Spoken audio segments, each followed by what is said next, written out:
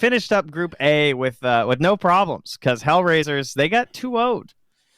Okay. Not 2-0. They lost 1-2. I thought they were going to 2-0. And then they ended up losing game 2 and then lost to Alliance, which guaranteed that they were dead last in the group. So they are eliminated. A bummer for Hellraisers. And of course, it is more than just not getting eliminated. Top 2 in each group start in the upper bracket. Bottom 2, or I guess 3rd and 4th in the group will be in the lower bracket, where it is a best of 1 elimination in that first round. So multiple breakpoints here in this group stage. Looking at our group, this matchup, this is going to be a good one because it's the battle of the top. Secret versus NIP, both teams 3-0 in their overall series. However, the scores, Secret completely undefeated, 6-0, and NIP are currently 6-2 as their record. They have picked up a couple of those L's along the way. Yeah, and in terms of the upper bracket, currently sitting there already, we have OG and Alliance from that Group A. OG being the first seed, Alliance being the second seed. So one would think that getting first seed would be kind of nice because then you could play Alliance instead of OG. Might be the way to go about things as of late because OG kind of killing it lately. But think about that's true actually. All right, I like that. Let's see here. Yeah, exactly. And then, of course, before we dive into the draft here, our final match today of the group stage will be Virtus Pro versus Team Spirit, and that is a big match with implications for tiebreakers and deciders in that bottom 3. So Spirit will be playing for life in the tournament, but we'll dive into that later. What do we got here? Secret NIP, Secret doing a little homework. One of the first times we've seen the Oracle first phase banned against NIP. Yes, that's right. Seneko just been killing it. I feel like we brought up his name a lot when we've been casting them, but he has definitely stood out as one of the top players lately, so we're going to give him the respect that he deserves. And much like yesterday, we're going to get a first pick Ember here, and the Chen is still in the pool here for Secret. So Secret Game 1 versus Team Spirit, pretty brutal. Game 2, even more brutal, as they defeated them with the support Tinker. It was hard to watch, and we're going to be hoping to see something perhaps a little bit closer this time. And, although I gotta give a shout out, Jofi on Twitter, dude, she sniped it, and here we go again. She said, "Please, no Tinker in pubs. Just because Secret did it doesn't mean you can do it." That was my addendum to the tweet, at least. And here we're gonna see it. So, what are the chances this is a Yapzor sniper? Pretty goddamn good, huh? Well, the very last time they played NIP, they opened with the same 2 heroes. They opened with the Ember Spirit and the Sniper, and it was the Yapzor Sniper. So, indeed, pretty good chance that we're going to see it again. All right, Jofi, I'm ready for the follow-up tweet here if Secret take Game 1. Let's do this. Oh, man. It's, I mean, you guys, I'm sure have seen it. It's the bane of matchmaking right now, the position 4 snipers. Sometimes they're great, and sometimes they're terrible. I've tried to pick it, and every time my team has been tilted from the draft. So... Right. Don't recommend it unless you can really make a strong case. Even if you can make a case, your team will just mute you and say, support sniper, you're an idiot. You're not Puppy. And you say, Puppy doesn't play support sniper. And they go, I don't care. You're an idiot. It's not good. What is the key to making it good, Trey? Because you're right. I've been in games where it is completely decimated, and I've also seen it fail horribly. What is the secret? I mean, it's all about the Ags, right? That's obviously like the big logic behind it. They were doing like pretty well that game for NIP, right? That was the game with the Rapier on the Medusa that was rather famous, I believe, where they kind of had a decent lead going high ground, and then they lost the Rapier, and that was the end of it, you know? Like, the game at least looked possible. They had a pretty big advantage on NIP. So it wasn't like a perfect, like, oh, he did it on the sniper. But I mean, when you think about the sniper, like, what does he do, right? You max his shrapnel. Shrapnel's a pretty busted ability when it comes to a support. Like, we always talk about how great vision is. It helps control an area. It's a ton of damage. Nobody really wants to play against it. Yeah. And the ulti can help you find kills. Do you go for the Aghanims? Yes, you just go Aghanim. Okay. That's literally all you have to buy. You just go like Tranquil Ags. I thought so. That's what I've been told. That's what they're talking about on the Dota streets. Now, Elder Titan, talk to me about this guy, because this is a hero that's been pretty underloved for a while. Yeah, that's an interesting one. I don't really have a great example as to why they're picking it here. To me, that signals the next hero more so like they're going to do some Morphling or something. Like, they want someone who's going to be like that super magic amp from the Spirit.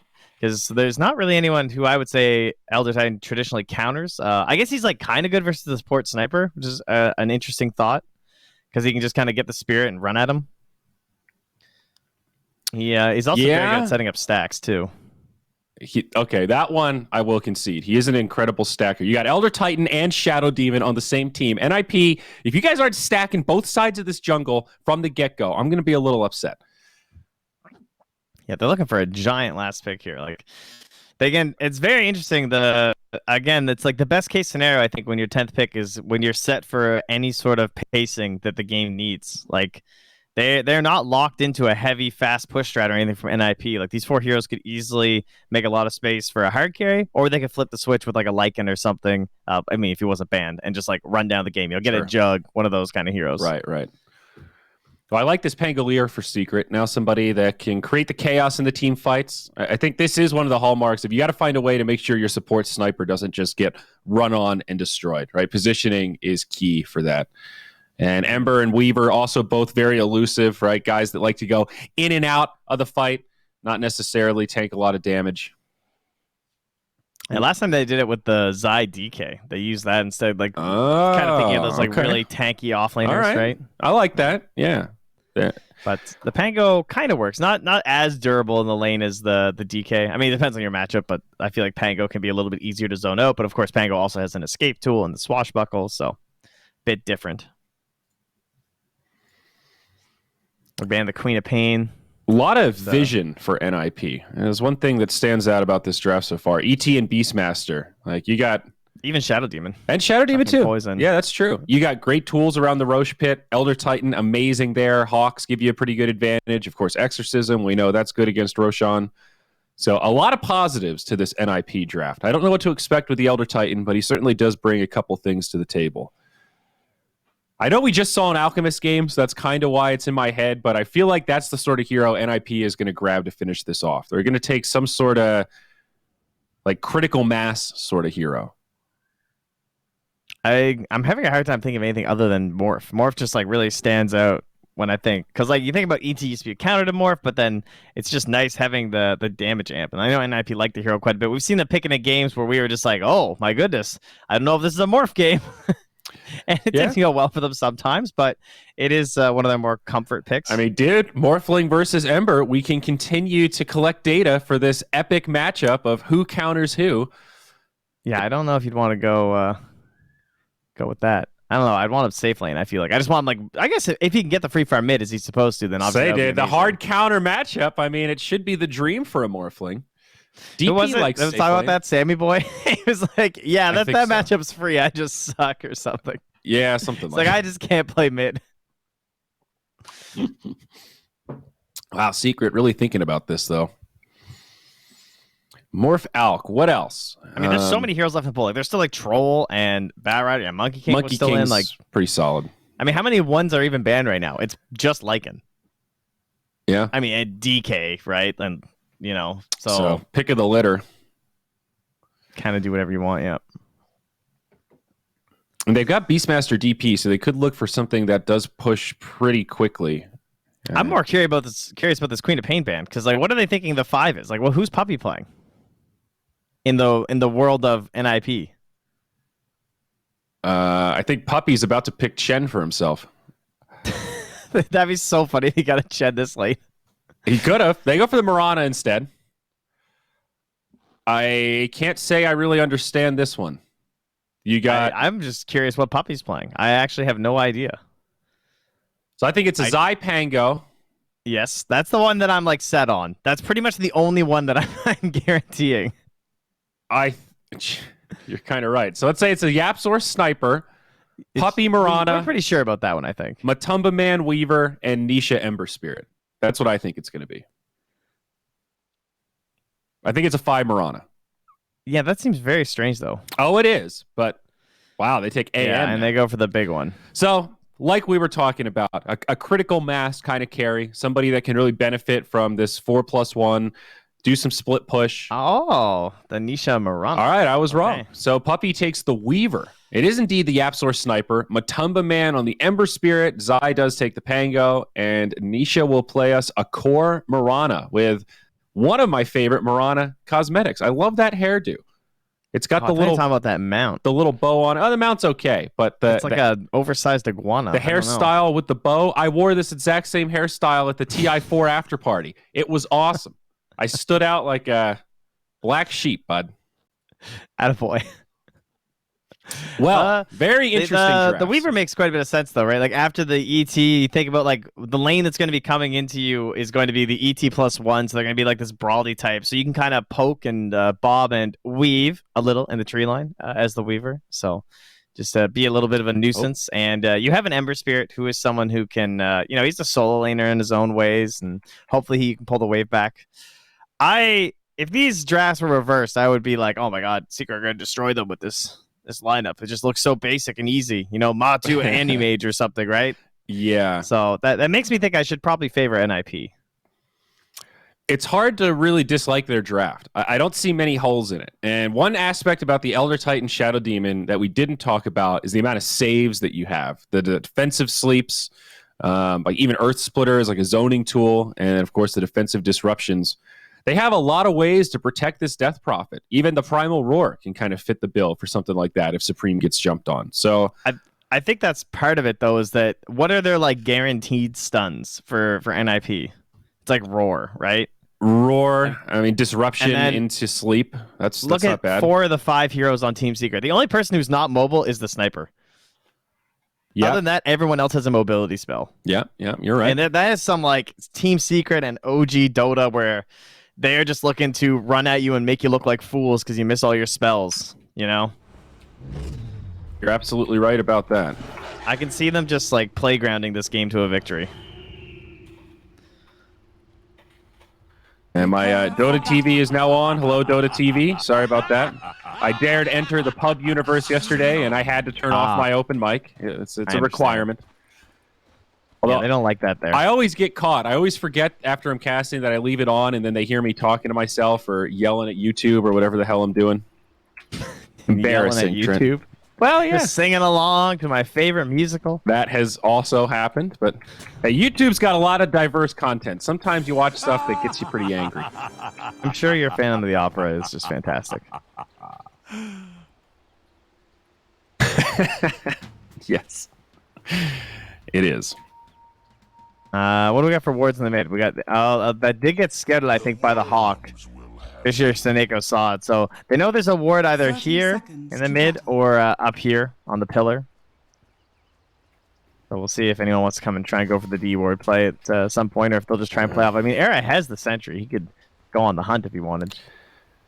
Man, Secret making it difficult to assess the sort of would-be odds at this stage of the game. Where I agree with you, I like this NIP draft a lot better, but it's also Secret, and they have sort of just outperformed with relatively strange picks like this. No, I have a thought. Does Dota Plus take players into account? I actually don't know. I assume it doesn't. I doubt it. I have always assumed it doesn't as well. Yeah, but that thought never even crossed my mind. It's kind of funny if it favored teams. I mean, in theory, it kind of should, though, right? Like, you could create an ELO system for anything, and it could just track, all right, this is the #1 ELO team. It could just draw from their MMR even. I don't know. Yeah, you could do that. I mean, let's all assume it doesn't, because I feel like it doesn't. It currently has a 52% for the Dyers, so there you go. Mind you, before the bounties, it was actually 51 in favor of Secrets, so there you go. Purely by draft, they must have thought they were doing better. I am very curious to see what sort of a build Nisha goes for. I'm assuming it'll be just right-click Mirana, like a Diffusal Blade, that kind of stuff. I doubt we'll see an Aghanims, but that Ags is actually pretty good. Great farming tool, and also gives you a lot of burst potential in mid-game team fights. A lot of options for a core Mirana these days. Yeah, it's almost a bad thing because there's like a lot of options because none of them are like particularly amazing. You know what I mean? Like sometimes it's like, oh, this hero's so flexible. But on the other hand, it's like, all right, well, she's not really that great. You just got to pick whatever might do it for this game. It's a very unique 9th pick hero. She does scale pretty well, though, especially around that level 15 talent. The extra attack speed from Leap allows her to do some pretty nasty right clicks, burn a lot of mana. She had a little bit of a bump in popularity. I can't, it wasn't that long ago. It was like 3 or 4 months ago where she was being picked a lot in C. And it started as a support thing, and then it slowly transitioned to being a core thing, and then she just kind of fell off again. Fun hero to watch, at least. Fairly quiet lane so far. Position Oh yeah, ones. it was the courier hunting. That's what it was. It was like DJ kept picking it, just like literally killing couriers constantly. And it makes sense. She's like such a good roamer in an era where roaming isn't that great. That's your first blood, dude. Charlie on the anti-mage. Hell of a start for NIP. Oh, I can't say I saw that coming. I missed the setup there. I think Zai just got stuck in the trees. Maybe Seneko with the wraparound. Seneko does have boots first, so this Elder Titan is a little hard to get away from, I suppose. Still no stacks for Seneko to work with either up here, though, so he's just relying on the wave.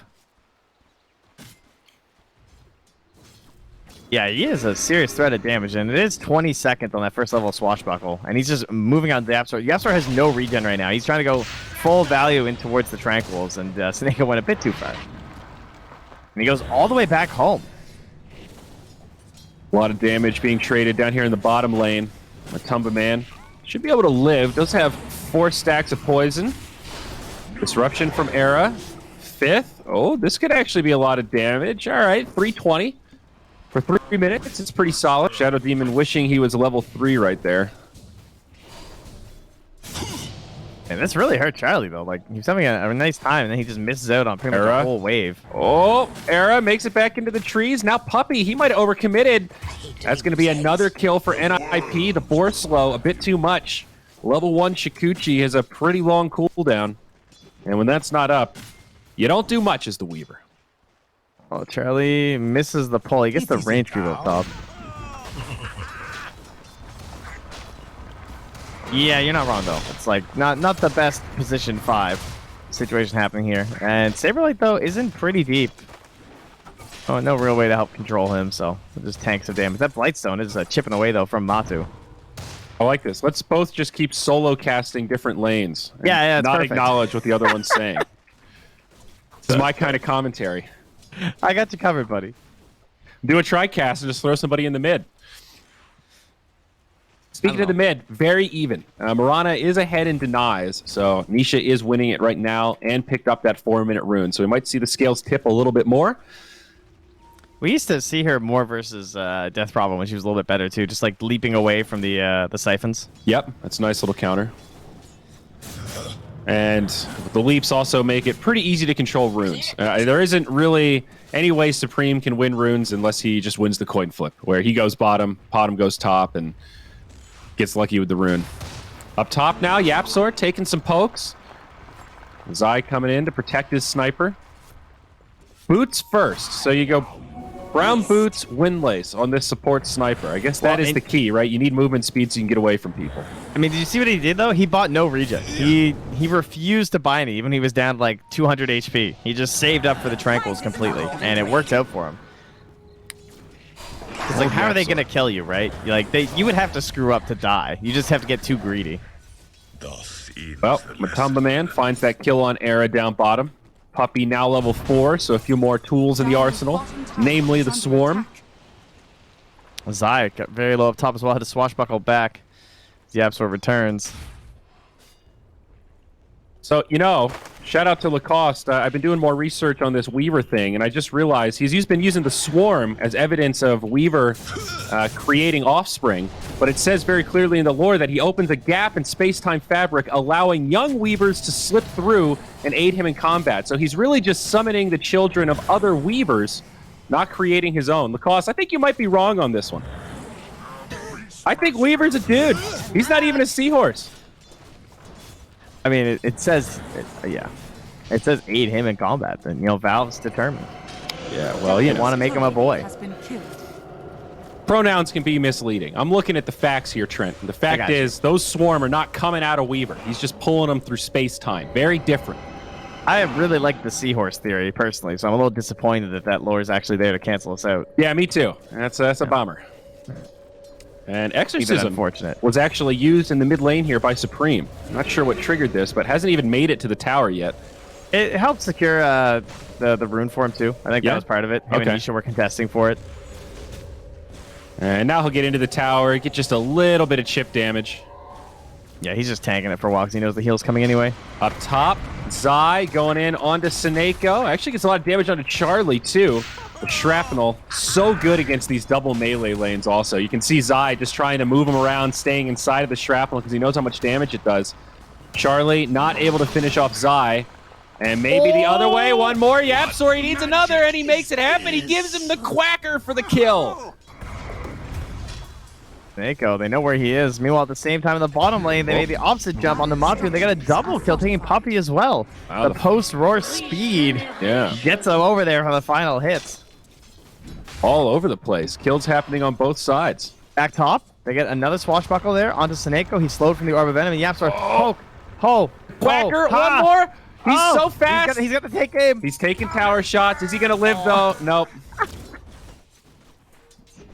Well, that was a bold maneuver. Oh, back on Zai now. He's out of mana. He's got one mango, so he is okay. Just enough mana. Just going to TP out. He heads back home. Pretty chaotic laning phase. It was quiet in those first couple levels, but now that some of these ultis are coming out, things getting broken wide open. Matumba Man. He's at a remnants down bottom. Being repelled down in the bottom. That's going to be 3 stacks, soon to be 4 of poison, a disruption, but YapzOr makes the rotation, and now Saberlight will be repelled. Oh, Air got him again. You can really see how much NIP are respecting the Shrapnel, though. And Seneko as well, though. For the hunt.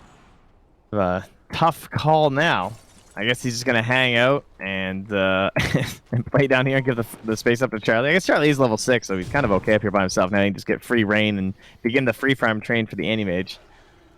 So 3 cores of NIP just behind the Ember Spirit, but looking pretty good up there. Radiant's middle tower is under saying this 1v1 isn't Pango pretty annoying? Yeah, like the disarm and whatnot. This isn't the best matchup for Anti-Mage, though he should still be all right. I mean, he'll have his ring of health soon too, so I think he's just fine. Doesn't really matter. Okay. All right, well, now down bottom. Asleep does connect onto Matumba Man. Does have a remnant. Oh, that arrow, though. Pops the ulti, and ooh, he gets bursted down. Nisha gives him the business. Level 4 Starstorm, level 2 Sacred Arrow. It's a lot of burst damage.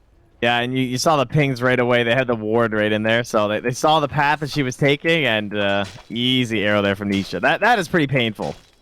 Yeah. Like, plus, you popped your ulti too, thinking this tower's supposed to be free, and now, like, you talk about momentum with some of these mid heroes. The DP's one that really wants it. Seneko, he goes for the ward, knowing it's there thanks to his Death Prophet's untimely demise, but then he also dies for it. So that ward gets 2 kills for its Team Secret. Another one for Nisha. 4 to 5, but it is Secret with a small gold lead.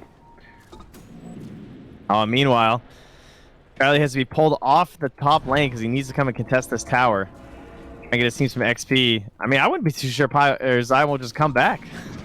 Kind of surprised he didn't. Yeah, he gets it. It goes uncontested. He gets bounty instead. Swarm flying through. Down bottom. Little skirmish around the bounties. And Puppey does get the Arcane Rune. Almost denied by the Prophet, but falls short. That would have been a good way for a DB to try and like get back on the right path, right? Get at least one Arcane ulti off, so then you could pop another one sooner. Try and take the mid and the bottom towers. For now, they just gotta relax.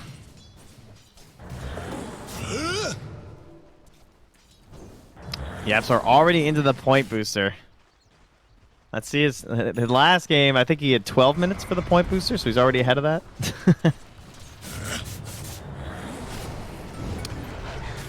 Oh, bottom lane. Matumba Man makes it back. 3 heroes in his lane pressuring. Yep, we talk about this a lot, but I think one of the reasons why the YapzOr support insert strange hero here works is because they are so good at efficiently farming the map. Like, as soon as Nisha made that rotation bottom, you look mid, there was a sniper there soaking up those last hits and experience. Like, he's not running around playing some sacrificial support just putting wards down. The YapzOr finds these little spots to farm and get experience and make sure he doesn't fall behind. Like, look at the net worth. He's right behind Zai. Yeah, he's a very farm-centric guy. Zai's been playing in those kind of lineups for like the longest time too, like between like him and 3-3 as well. Previously, like they know how to make that work. Zai uses the swashbuckle. That's going to open up an opportunity for the kill. Charlie doing a lot to clear of that damage. wave, and it cost him. There you go. That's a freebie for the AM. And 1 step closer to his Battle Fury. Down bottom, they're going to get a free pick onto Seneko. Man, he dies fast. Sure does. Yapsor going to take credit, and now he's going to get one step closer to his Aghanims. Are most gracious. So is this 5 Yeah. Weaver? Do you buy Ags? Is that still the build? Or is it too expensive? I would think he's probably going to do like Medallion or something. Like, Yeah. I don't think he's going to aim his sights that high. Oh, Puppy has the time lapse as Supreme whomps him. Supreme will bottle up that illusion. Actually, I'm looking now at the last game to see. He finished the Aghanims at 26 minutes last time for Yapsor, and he's actually about at the same pace. He got his point booster at like 8.5 minutes last time, so this was actually a little bit slower than his previous game. Okay. Ooh, the Somewhat faded brooch, dude. Oh, that's nice on a support sniper. Yeah, that 25 movement speed is really good. Yep. Mana a little less so, but And Zai's just right back up here. I mean, sure, he dies, and they still get the tower eventually, and Zai's back to like just kind of farming and hitting creeps. I don't think this was too terrible of a situation for them. oh, definitely not. And predictably so, Anti-Mage moves into the jungle to try to finish up the Battle Fury. Safer farm with the treads. He can actually kill stuff.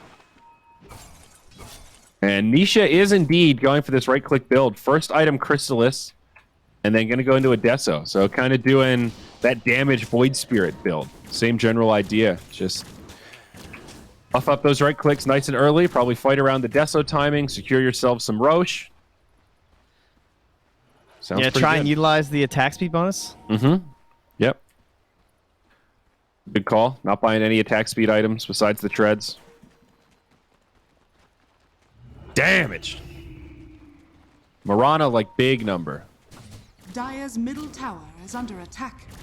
This is a really interesting Mirana pick. 'Cause again, it's not a hero we see very often, but when you start looking at all the things in this game, it's like, man, this is actually a pretty cool game for Mirana. Like, she's mobile, so she can sync up and play with both the Pango and the Ember. She's very survivable because the lockdown is pretty hit or miss other than Roar on the side of NIP. The only downside I would say is that the silence is still there. She's very vulnerable to that because of her itemization. Like, she doesn't really want an early Blade Mail, or sorry, early BKB or an early Manta necessarily, unless it's like a really good defusal game. So she does have to be careful about that. Silence is kind of king in this one. But aside from that, it's a really good game for her. Yep. We might see her rise in popularity a little bit. Now, the more I think about it, the more I feel like she could be a niche pick that could fit into this meta. Mobility and vision have both been so strong. And her ultimate is not something to be underestimated. She kind of feels like a bit of a replacement hero, though. Like, better versions of her are just banned in this game. Like, as you pointed out before, like the Void Spirit, for example. Tower is under attack. I would call her a discount Void Spirit. She's like a Dust BOGO. popped on Yapsor down here, but the arrow will hit onto Saneko, and the turnaround, man. Shoot arrow, hit arrow. That makes the hero look good. That's Look for at sure. that burst, man. You come in, you get the extra star from the storm. Whew. Dire are scanning. They're gonna roar up Zai here. Might be able to Man, find that's this a lot of kill. damage. All the summons are there. Matamba Man trying his best. Might get the counter kill onto Era. Defensive disruption. Very nice. Era on the run, but not going to be able to outrange the slight. Matsu now going blow for blow with Saberlight. Ski little Necro units there. That is only a level 1 Necro book. Yeah, it's only 600 lastable damage.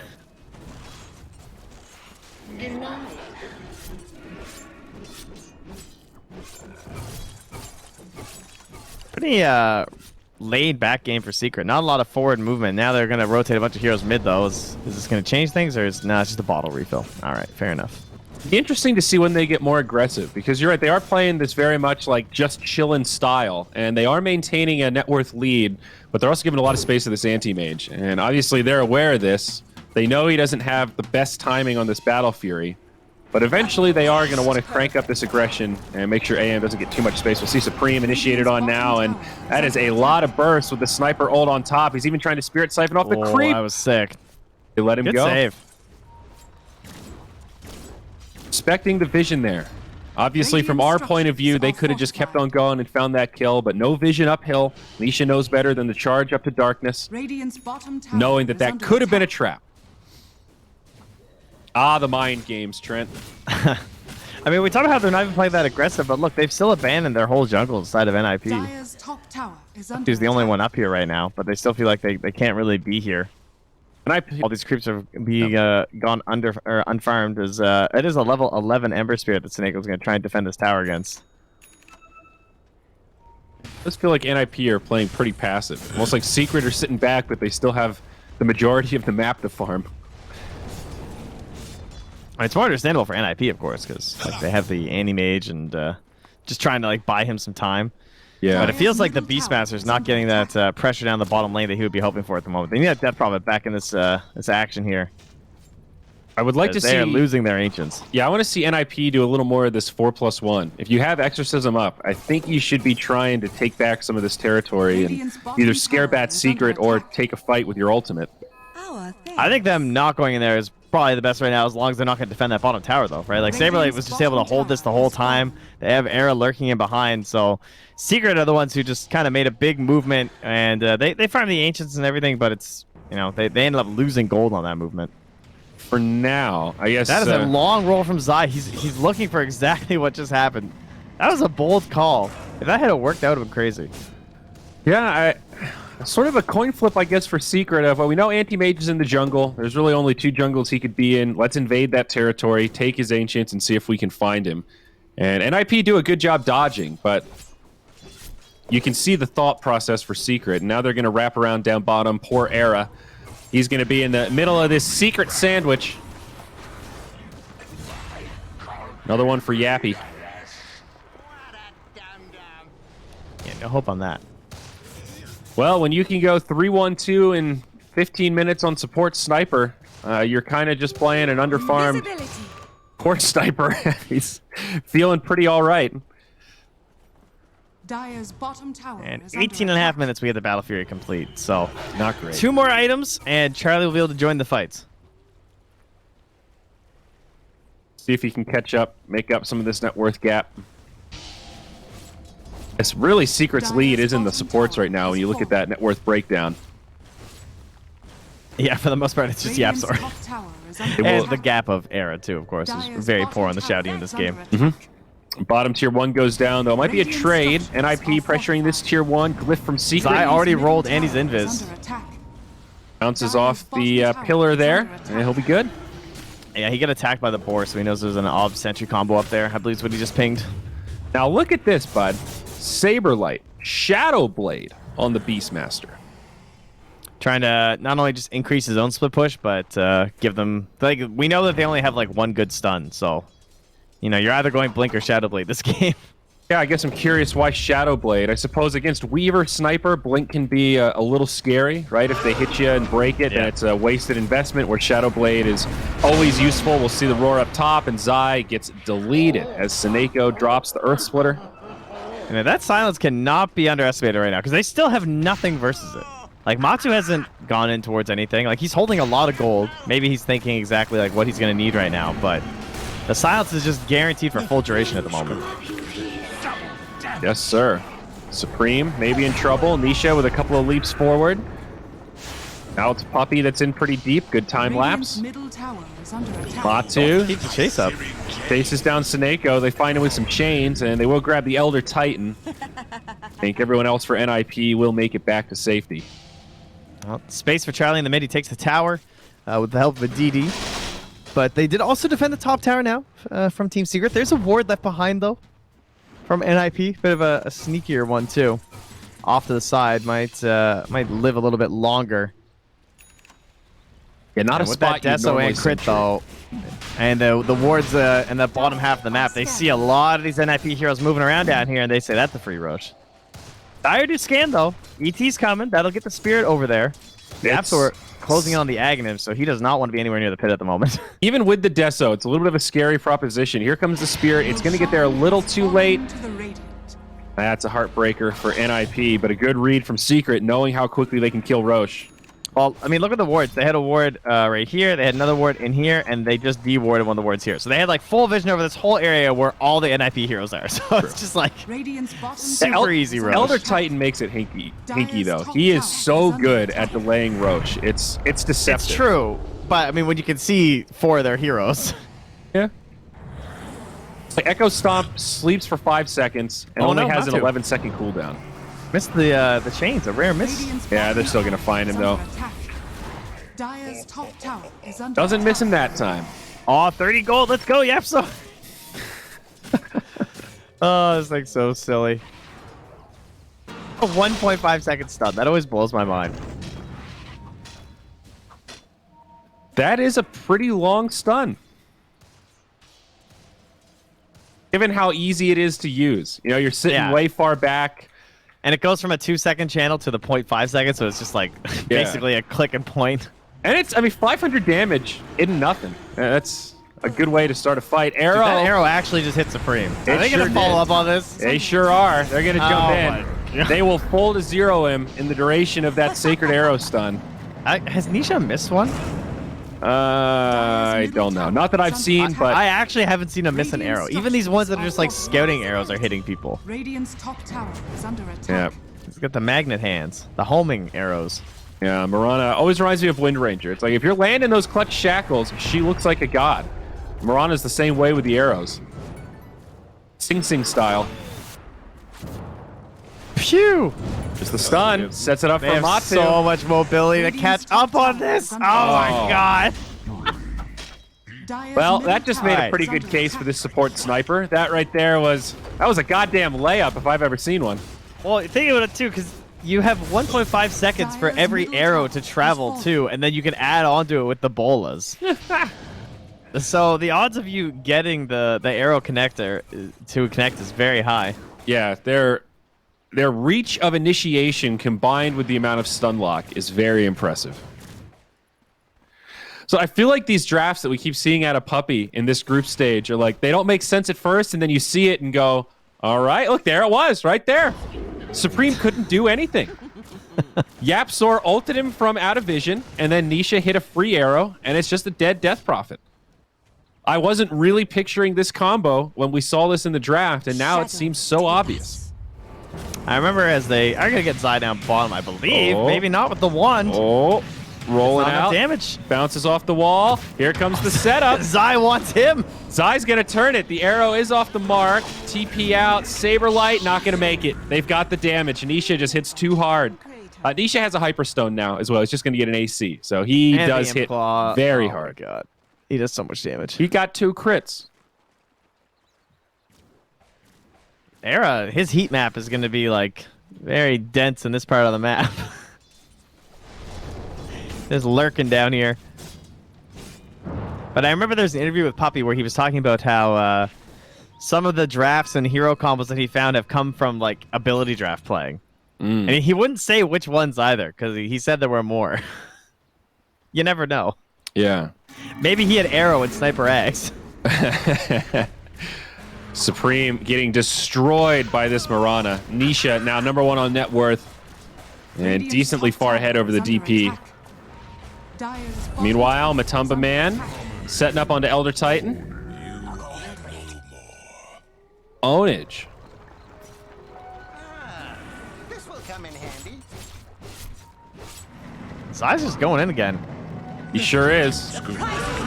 Bouncing all Oh, wait, over. the Gets arrow still primal hits. roared, and he bakes in the arrow. It's a nice How is this working for some disruption Beastmaster? save. But, like, Supreme's down.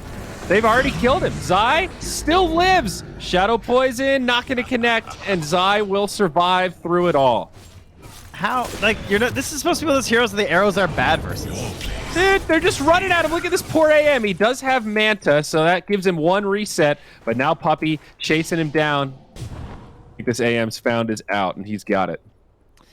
And Puppy's so rich them snowballing like this. He is just going to go straight for the Aghanims. I guess when you have the Deso on the Mirana, then you don't really feel the need for the Medallion quite as hard. It doesn't feel like they're having damage issues. I'll definitely agree with that. No.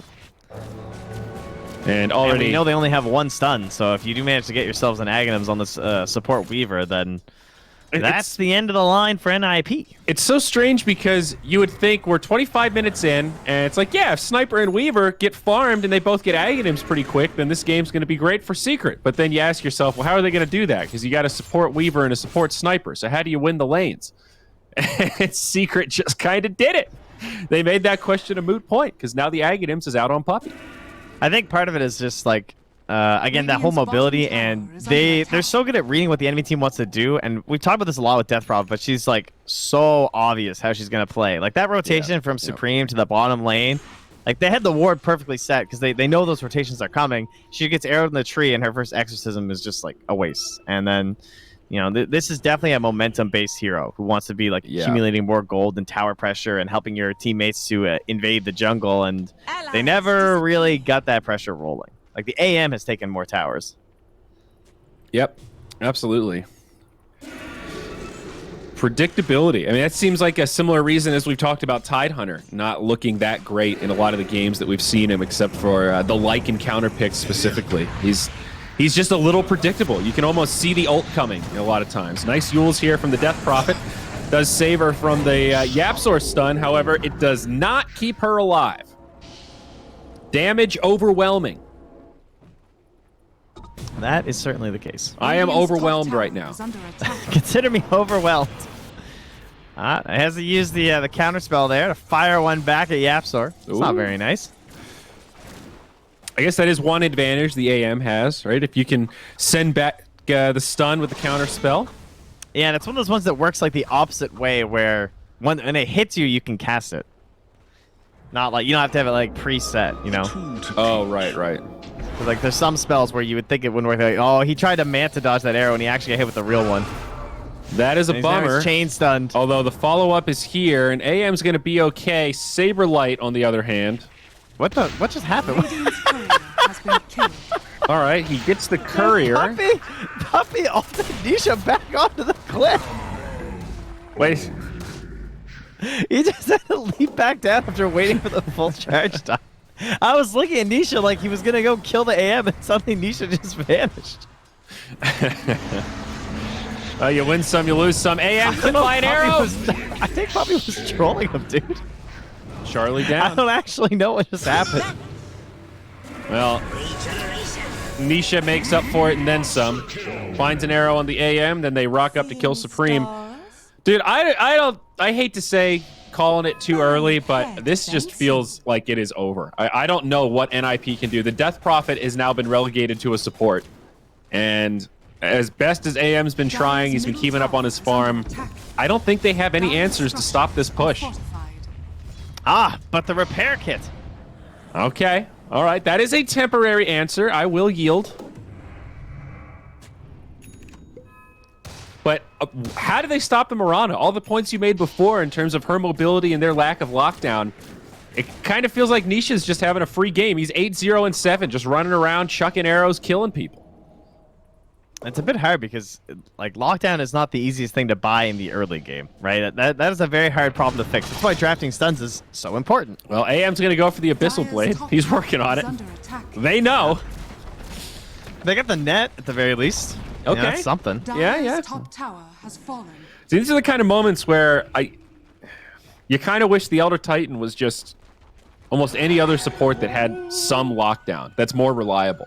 Well, to be fair, I can understand why Elder Titan would feel good versus Team Secret, because like if you think you're going to get like rolled on, he has a good way of defending towers and setting up for potential comebacks, but they just picked, again, all these heroes that it's really hard to actually combo. It's super hard, and now they get Roche again. Aegis on Nisha. Supreme does pop the ultimate. They're getting Puppy pretty low. Silence on Nisha, but the DP just gets evaporated. Matu, though? Oh, is he going to live through this? I got saved. Yep. He's good. Charlie down, Saberlight down, NIP in shambles, and GG. There you go. They call it still with Barrack standing, but that was their Hail Mary into the Roche pit, and I get it. That poor Death Prophet. I almost feel bad for Supreme. Like you said, his first rotation was completely sniffed out and turned around on. And it makes it so hard to to farm back from behind. And then Nisha just had his number. This DP got roasted time and time again. She got arrowed so many times. I had to look at Nisha's damage in terms of like who he was even hitting, because that was pretty painful to watch. Man, he did 10,000. Okay, he did 10,000 right-click damage to the Death Prophet. The next highest right-click damage he did was 2,500 to the Beastmaster. Yeah. You are not kidding. He was completely zoned in on DP. Yeah, for good reason. You know, more than half his damage was on the